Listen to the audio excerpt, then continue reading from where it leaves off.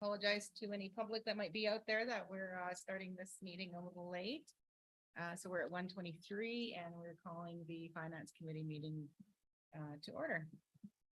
I'd like to start by acknowledging that we are privileged to meet on the unceded and ancestral territories of the Squamish and Stallion Nations.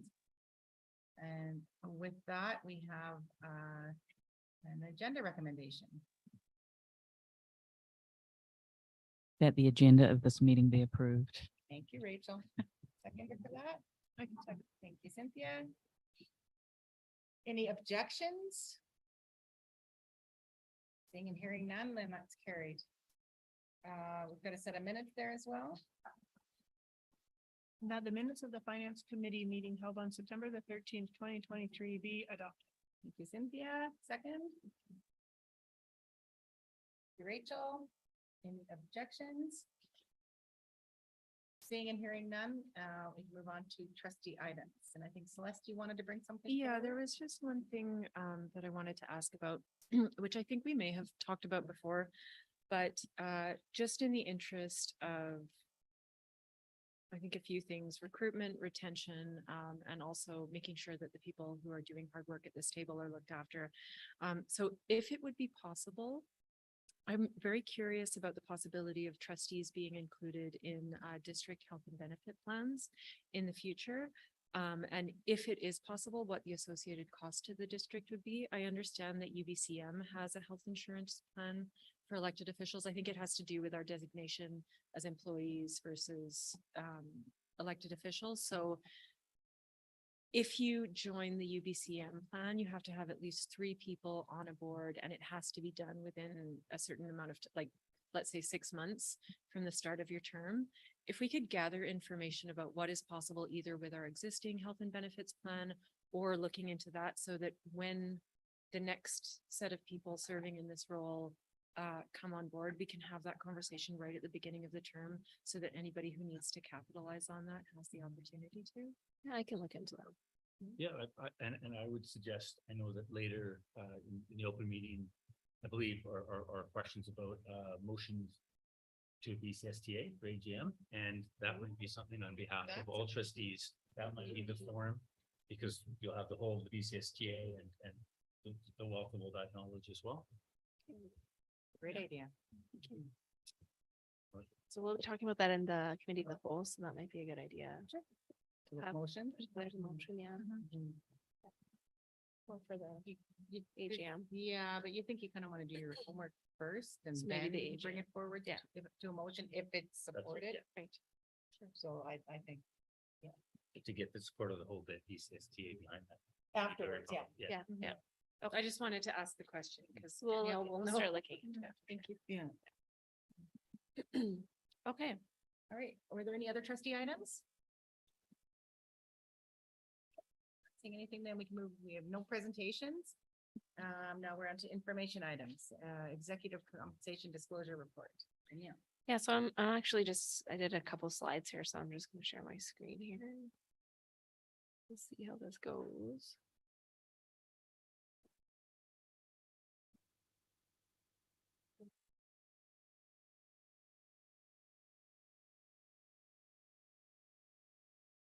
So just let me know if you have any questions while I go through this. So these are just some notes before I go through the actual disclosure with everybody. So for public transparency, all school districts must report out on executive compensation yearly. I'm not sure, Archie, if you can. Yeah, thanks. And for reporting purposes, an executive employee that shows up in this report is an employee.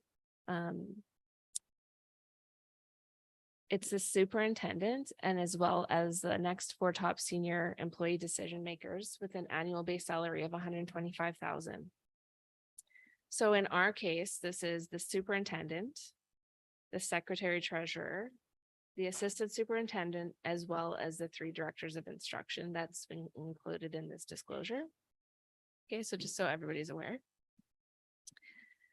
So this disclosure report, we prepared it in the last month, and it's been reviewed by the British Columbia Public Sector Employers Association, otherwise known as BCPC. It's been reviewed by them. And now it's at the stage where it's submitted with PSEC, the Public Sector Council Secretariat, and they're reviewing it. So what that means, it's still under review with PSEC, so it's not finalized. So they potentially could come back with some changes. I think at the point, it's unlikely because usually if there's changes, BCPC would let me know, but it's still possible. So that's why this document has not been linked in here because it's still under draft in the agendas. This report is based on last school year, so the 2022-23 school year. And the amounts I'm going to be disclosing are from July 1st, 2022 to June 30th, 2023. Next slide. So these are some guidelines that we were given to follow, that all school districts were given to follow by BCPC. So just so everybody's aware, school districts cannot proceed with exempt staff salary increases until they are approved by BCPC. So what that means is there's a spreadsheet that is prepared. They actually give us a format to do it in. It's filled out. They review it to make sure there's nothing weird or that it conforms. There's no items that don't follow their rules. And then they'll send an email to the Secretary Treasurer and the Superintendent saying it's been approved. So all salary increases are based on satisfactory or better individual performance. And for the 2022-23 school year, increases generally do not exceed 5% per calendar year. Proposed increases above 5%. Did we fall within that last year? Yes, so We didn't have to go do the extraordinary. we do have a couple, so I will Okay. go over Okay. them with you, yeah. So any increases above 5% should be reserved for extraordinary circumstances supported by detailed rationale. So what that means is if there's an individual who's an extraordinary performer, the superintendent would have put together a rationale to BCPC and submitted it to them with a detailed rationale. BCPC would have to review it and approve it to see if it actually, the rationale is good. Makes sense? Okay. So in some cases, because we get a salary grid every year, even after the 5% increases, some employees actually fell below the grid. So some employees were below the minimum range. And so school districts were able to provide an additional increase up to 5% or to the range minimum to meet that. And so we did have, you will see there was a circumstance for that as well. So I'll go through that. Okay. So if there was somebody that was getting anything beyond the 5%, so either they're an extraordinary performer or they fell below the grid, if they got any increases beyond the 5%, the extra increase was not effective July 1st, but was effective December 31st. So that there was a little bit of a change there for anyone that fell in that range. And then this is, I think everybody's aware, but this is just a note. So increases for superintendents, boards have the sole purview to determine compensation. However, they must conform to the salary range provided by BCPC and with public sector norms. Okay. Any questions on that? Okay. And then once this report is approved, it'll be posted to our website on October 27th. So the next step, I'll just go through the actual report with everybody. I just wanted to. Why outline that October stuff. 27th? That's just the date that They BCPC laid gave. out? Yeah, Okay. exactly. They have to, I guess that's their deadline. They have to be done reviewing. So any questions right now? Okay, awesome. So I'm just gonna stop sharing. Well, I'm gonna keep sharing because I'm gonna go over the report with you. So just one moment here.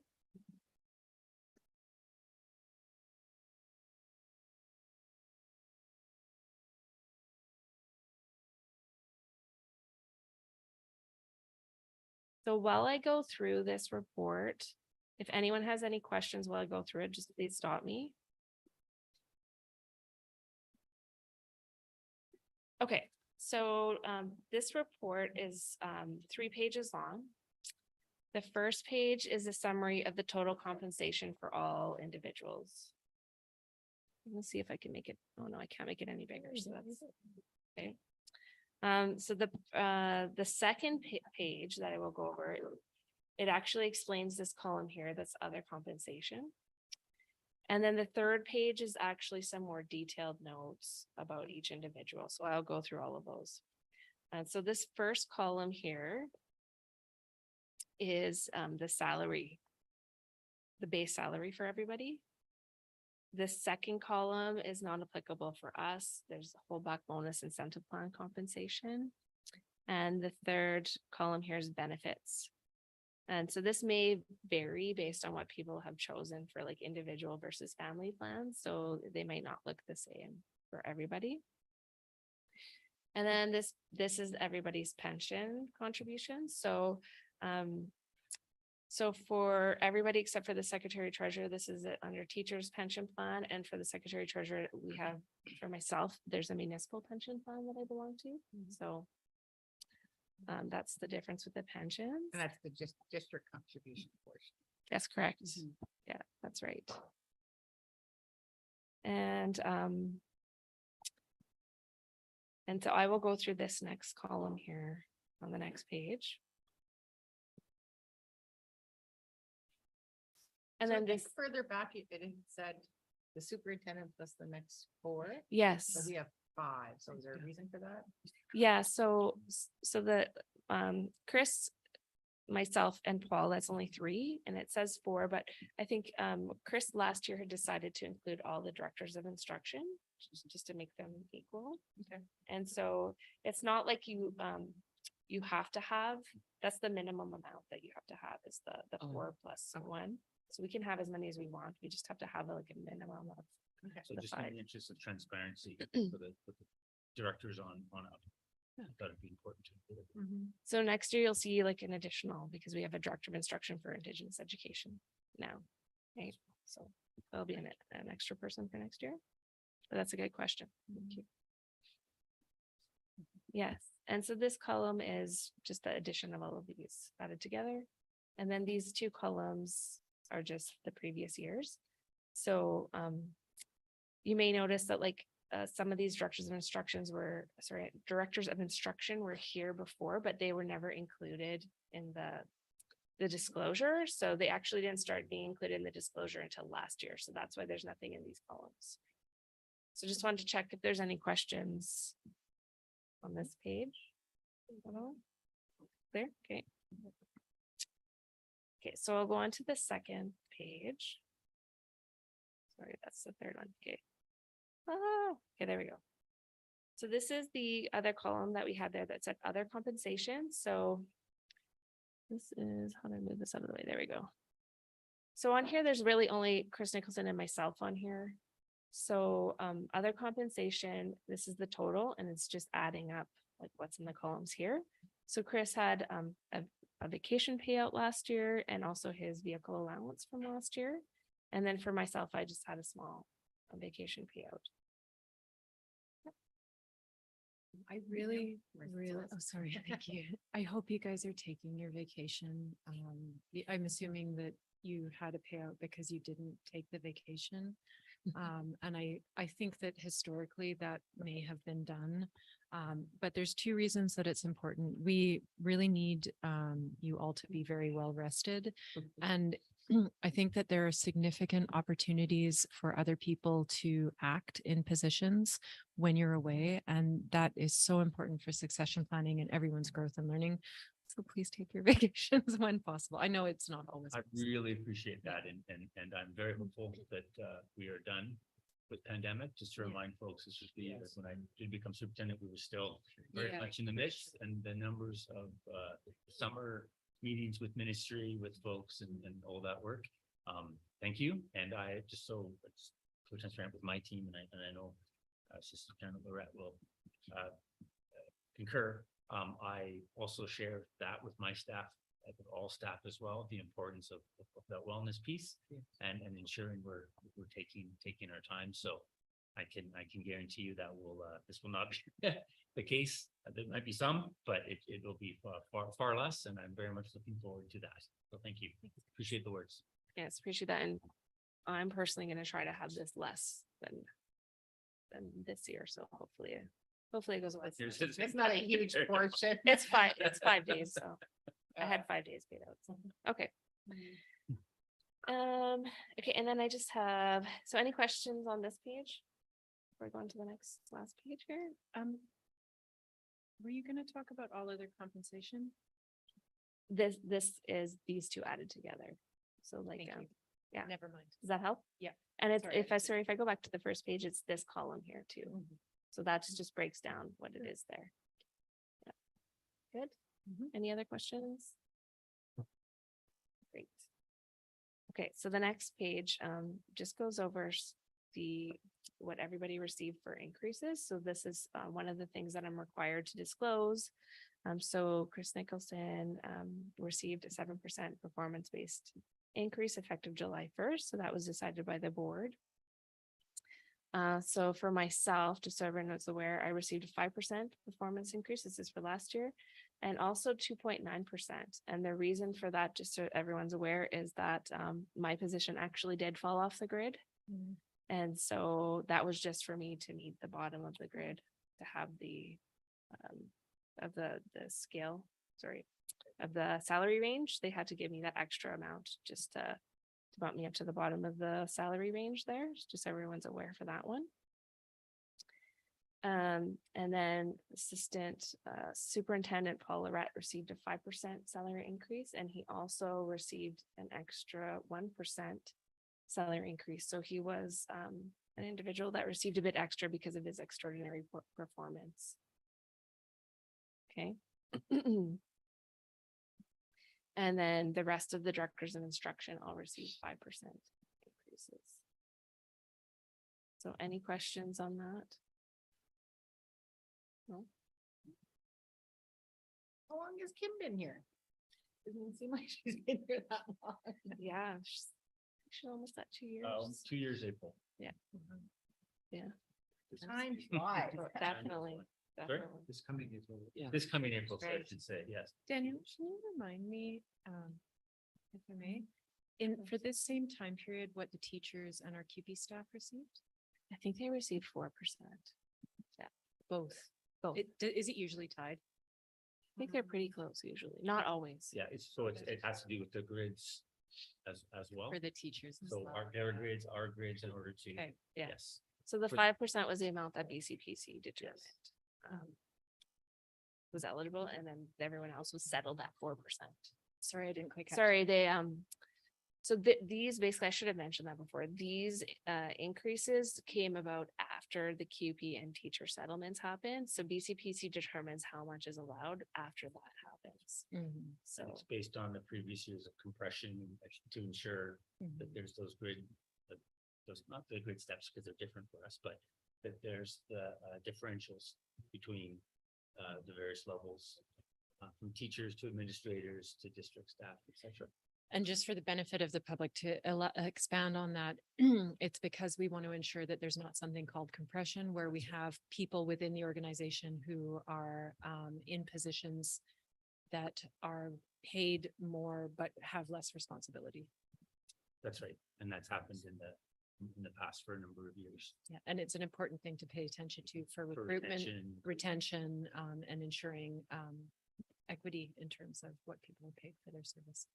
Yes. So it was quite interesting to me. So when we, like in policing, when we work on the grids in different roles, it's, you know, you get your 100% and then the next, like sergeant might go to 105% Right. of whatever. So whenever those are police officer salaries are adjusted, then the chief officer is 120% or whatever of that.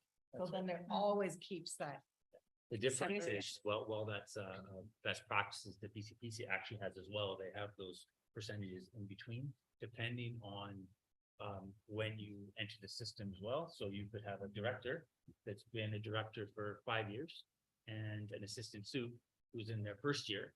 So the difference might be a little bit shorter as opposed to comparing someone with 5 years and 5 years in each. Yeah. So they've moved away from Good Steps in a series, as you know, and moved more to range. And that's, my understanding is that's to help, adjudicate those kinds of differences. So that's why you'll see even in pay, our two directors that have been with us for years, Philip and David, do make more than Kim because she was in her first year. And Phil, for example, at the time was in his sixth. Right. When we do this again in the future, can we always have the percentages of our teachers and QB staff at the ready so that we can have an understanding in terms of what it looks like as a whole within the organization Yeah, definitely. It's 4%. So I looked at it. for that particular? Yeah.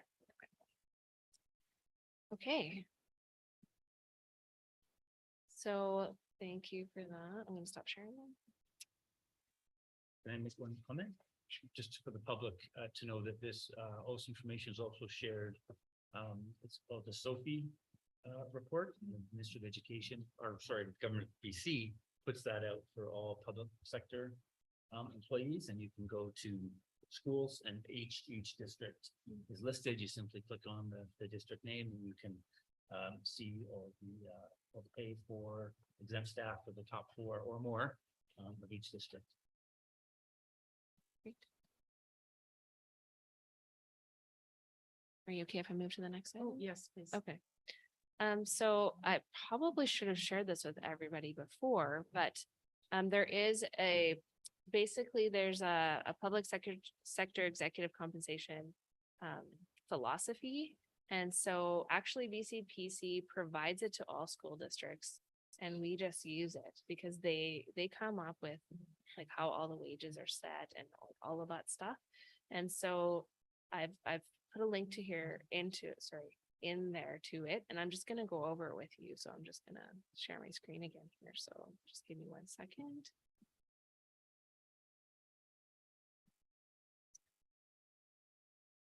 So I mentioned the salary disclosure is going to be posted to our website, but this actually gets posted with it as well.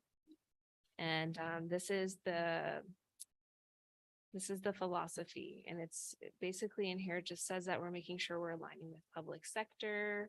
And then also we're aligning with what is approved under PSEC and all of these things. And then I'm just scroll down here. And so basically the 4 principles here, before I go into the principles, so the philosophy considers how to take into consideration attraction and retention of quality employees. So that's how like all of this is set, all of that's taken into consideration. And the 4 principles are performance, differentiation, accountability, and transparency. And I'm not going to read it all, so you guys can read it at your leisure, but I'll just keep scrolling here. So, the most important thing to note is that the compensation grids are based on industry standards in the labor market.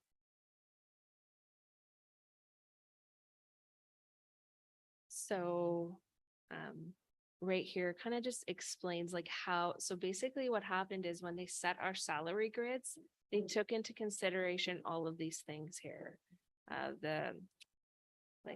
The degree of recruitment, the size of the organization, geographic location, transferability of skills for each of the positions, as well as they compared, like for our school district, they compared us to school districts in similar size. So like Campbell River, similar size to us, or they also looked at like other public sector organizations. I can't remember there was another college that they compared us to that we were similar in size to that. So they compared to other public sector organizations for their pay as well in determining our pay ranges.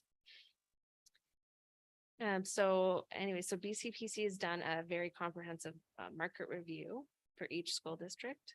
And then how they set the wage is they basically kind of like set it here, like based on the median of those, kind of like where like they take all of the information, set it based on the median of all of that information that they gathered from other public sector entities, and that's how it's set. So they've done a ton of work on that. They shared that with all of us on how that works. Okay, and let's see here. Speech. Okay. And then for cash compensation, just for your information, that just includes annual base salary. And then you would have seen that in the disclosure we already went over. And then for vehicle provisions, just for our school district, we only have the superintendent's the only one that has a vehicle provision. So some other school districts, like assistant superintendent, secretary treasurers, they have that as well, but in our school district, that's not the case. And then for non-cash compensation, so that's benefits, pension, time paid off, so that's vacation pay, as well as there's some personal days as well.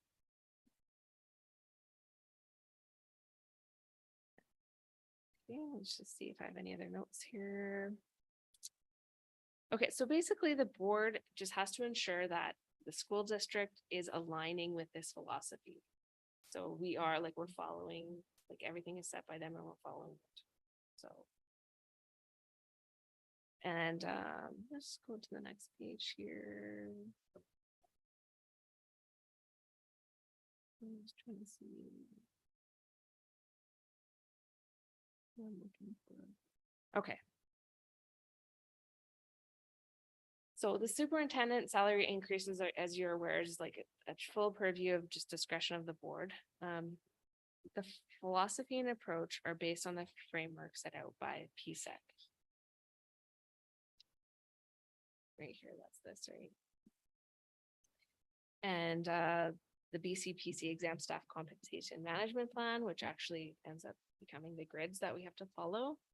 And occasionally it says there could be compensation mandates. So an example of that is occasionally PSEC will say, you know what, we're going to have like a freeze for executive staff that they cannot get raises for this year, which we had a couple of years ago. And that's an example of a mandate that happened. So we're all responsible for following that. And then, as I mentioned, the superintendent's compensation is the only thing that the board is responsible for. So they're solely accountable for that. The rest of it's actually all determined based on the direction that BCPC has given us to follow. But aren't we kind of following BCPC anyway? Yeah, we're like following their grid. The recommendation. Yeah, we have the range, but where you place is totally, it's at the purview. Okay, so Yeah. when you place something. Yeah, so like, for instance, if you wanted to give the superintendent above what BCPC is recommending, there's nothing stopping you. But like for employees, you wouldn't be able to. Like the rest of the employees, you wouldn't be able to. You get your hand slapped and they make you reverse it. Want to ask for a Maserati? And I think that I love this document, Daniel, if I may. Yeah. I think that I'd actually sent this around when we had been discussing executive compensation in the past. And one of the things I love in this document is just that bullet point on accountability and ensuring that compensation decisions are objective and based on clear and well-documented rationale that demonstrates the appropriate expenditure of public funds. So as long as we are ensuring that we're doing that, even though the board has some discretion in what they're doing, they are accountable to the public in terms of making sure that decisions are well documented and objective. Awesome, yeah. Okay, that is it for this document. Does anyone, I'm just gonna stop sharing. Does anyone have any questions on that? Okay. Good. There is one more document that was attached in there, and I can pull it up. I'm not planning on, sorry, I'm not planning on going through the whole thing. Just some highlights here.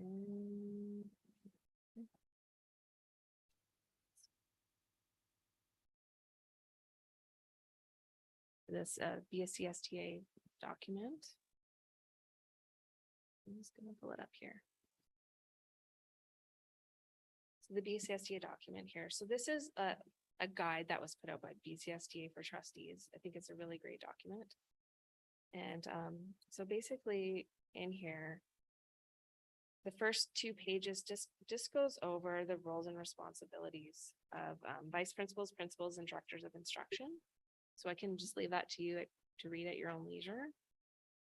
And Just to check, I just believe this, we have shared this at an earlier date with the board as well, with the whole BCSTA, to their credit, did a lovely job of updating a whole package in 2020, and this was one of those sections. So just again for the board, if you have misplaced your copy, it's under the BCSTA hub. and it's here now. You can So get the it whole here. package. Oh, the whole package. Yes. Yes. Very well. Okay, so I'm actually just gonna skip, and then, this is just more information about, exam staff contracts, so please feel free to read that at your own leisure. I think it's really good for you to see too, this section here on what superintendent's powers and duties, and also you can see what the secretary treasurer's responsibilities are as well. So I think it's a really good document to read through that. So yeah. Any questions on that? So I guess, the main thing is that, the superintendent's in charge of providing direction, assisting the board, and also assisting the minister. Yeah. Okay, any questions on this document? Good.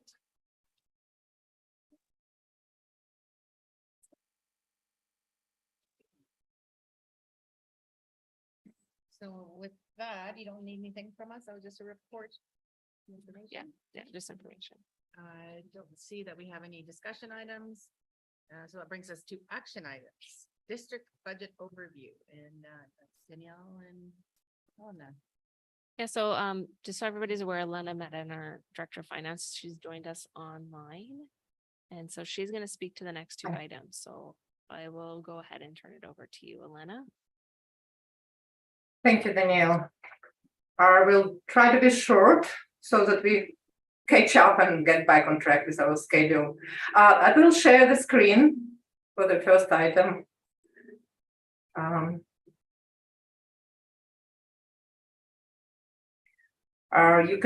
Can you see the school allocation system?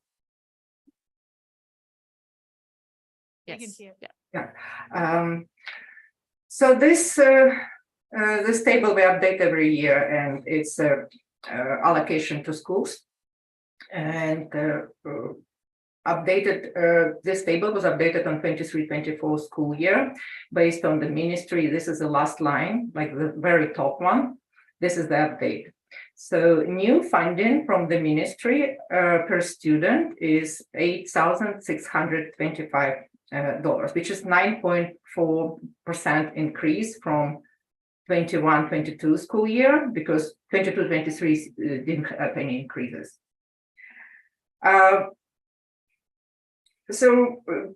Also last year, per student ministry amount didn't change. The ministry funded us for additional labor costs, and once bargaining with teachers and support staff union was finalized, we received the labor settlement cost. Any further increases for 22-23 and 23-24 included in the current year per student amount, this $8,625.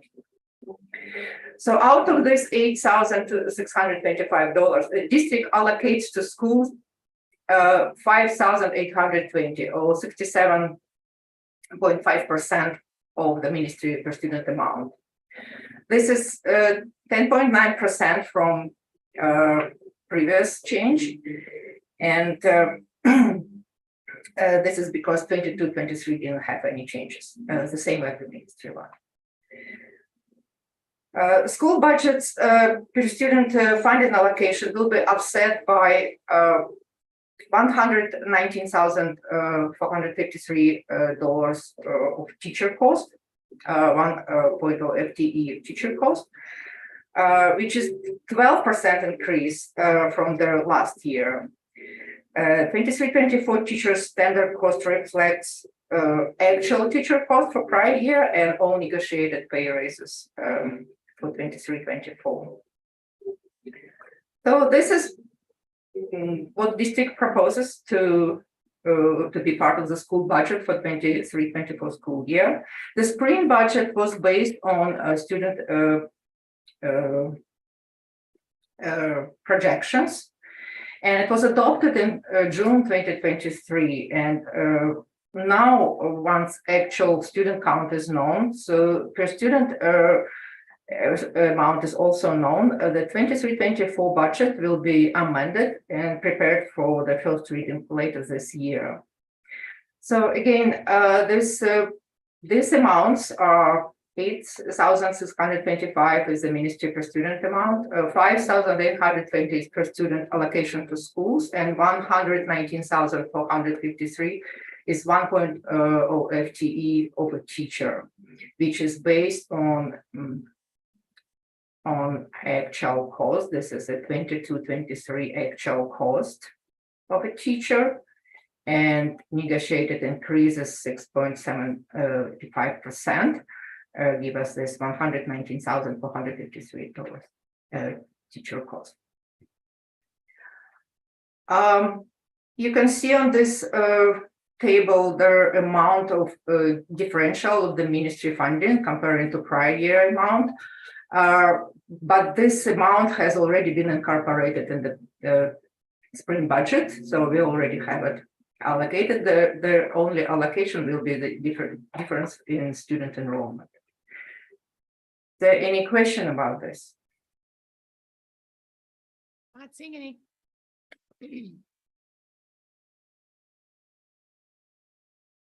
Well, good. Should we move to 1701 update? Should moving to the next item. Okay, thank you. Okay, I will stop sharing then.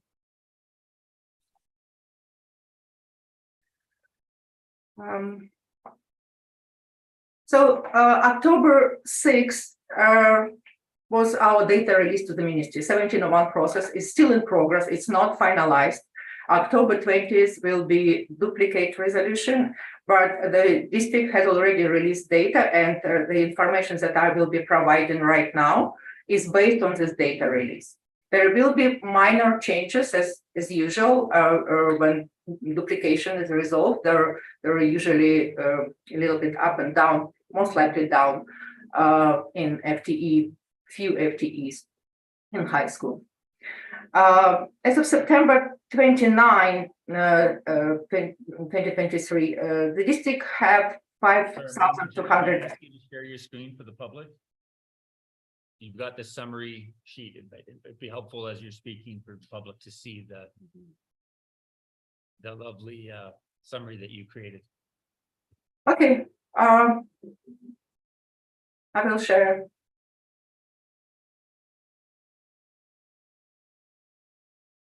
We always lose a little bit on the what do we call that? The speaker system. So it'll just be help to follow along with the print. Thank you. Yeah, thank you, Chris. Yeah, it's very noisy here as well. I cannot hear myself. I don't know. It's long morning. See the board office? There we are. Thank you.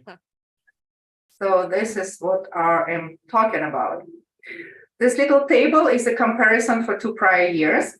It has 3 lines: funded head count in brick and mortar schools, funded head count in online school, total head count, and funded FTE. This is what the district is being funded on per student amount by the ministry. So as of October 6th, we have FTE of 5,296, which is 95 FTE students more than what we had in spring budget. This increase compared to 23-24 spring budget generates additional per pupil student funding approximately 819,375. That's 95 students multiplied by new per student amount. This additional funding will be offset for corresponding expenditures. So additional funding also changes and resultant expenditures will be captured in amended 23-24 budget that will have to be adopted by end of February 2024.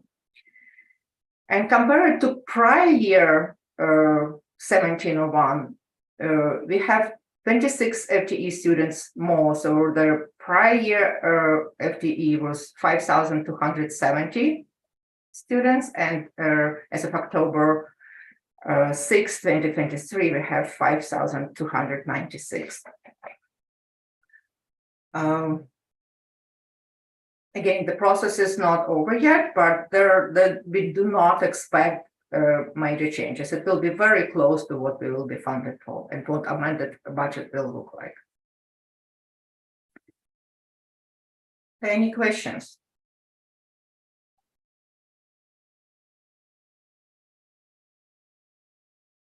Thanks. That was a really great summary. Thanks, Alana. Oh, okay. Second. I will then stop sharing. Thank you.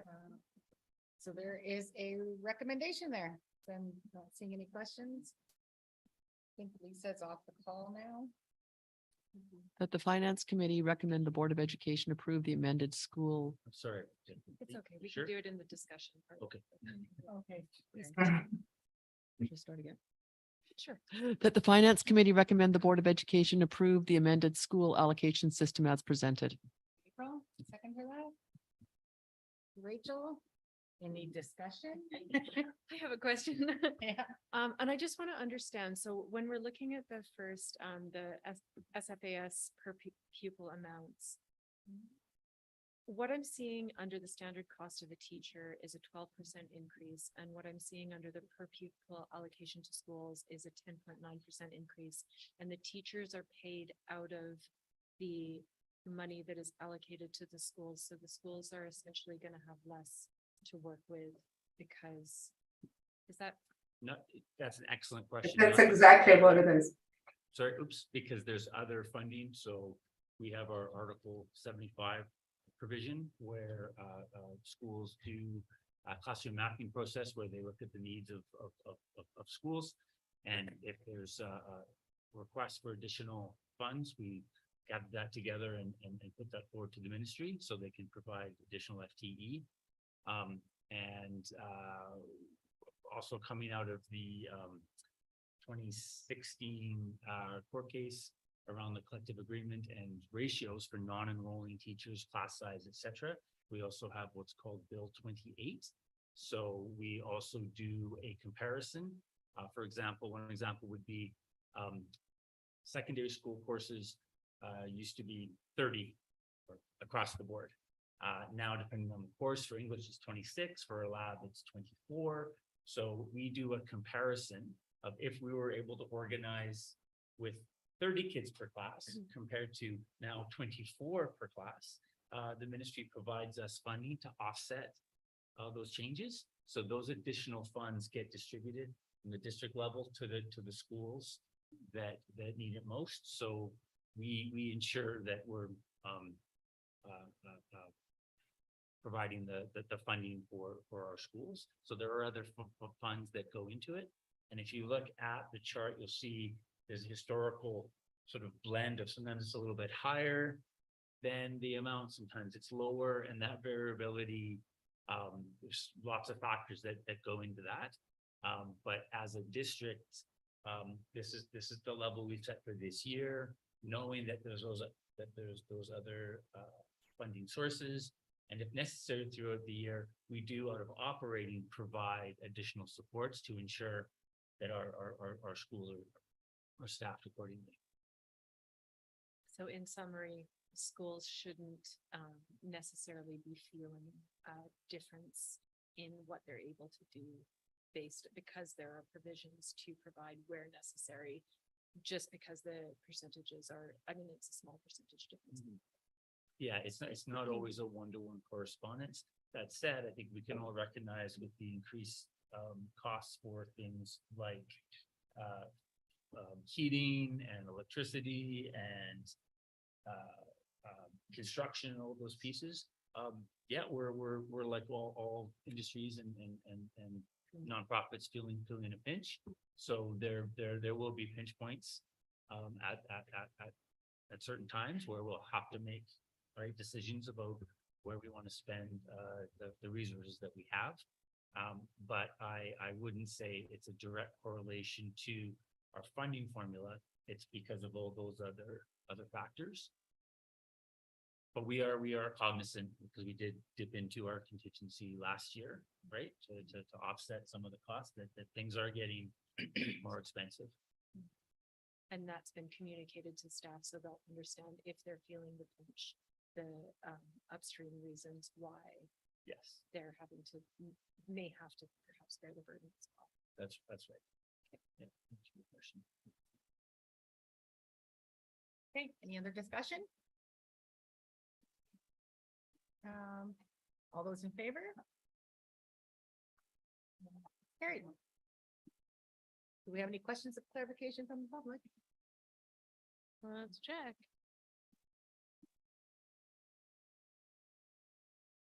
No. Okay, then, I think we've completed the business of this agenda and we are now adjourned. So supposed to be breaking until